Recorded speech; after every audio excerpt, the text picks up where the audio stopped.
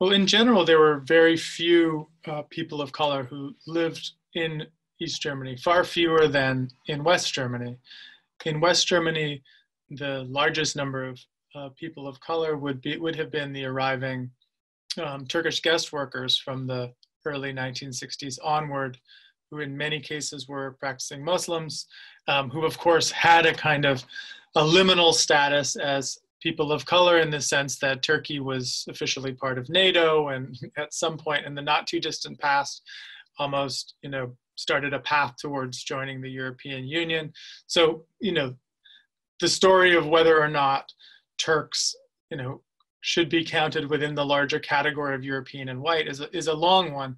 But at any rate, there was a kind of a discourse about interfacing with people of different religious and racial background in West Germany that largely happened through this interchange with Turkish guest workers beginning in the early 1960s, and that then became the seed for a quite large population of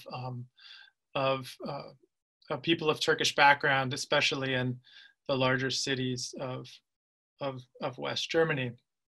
In East Germany, it took much longer for this kind of guest worker migration to happen. And when it did happen, it was much smaller. So it wasn't until really the 1980s that you would have large numbers, still not comparable to the size of Turkish guest workers, but larger numbers of guest workers from Vietnam, Mozambique, Cuba, coming to work in East German factories for the most part. When they came, like the Turks in West Germany in the early years, remained kind of segregated from the East German population. So often the guest workers were housed in dormitories that were, kept separate from the East German population. And in some cases, for example, with the Vietnamese were not allowed to have social relationships with East Germans from their own governments. That was considered a possible site of political and ideological contamination, regardless of the fact that both East Germany and Vietnam were socialist countries per se, and under the same kind of larger umbrella.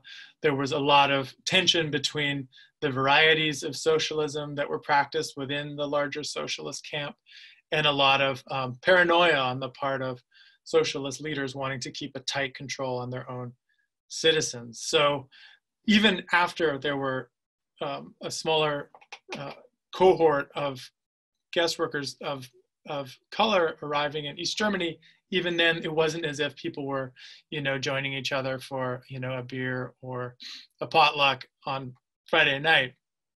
It was more or less living in parallel societies rather than overlapping societies.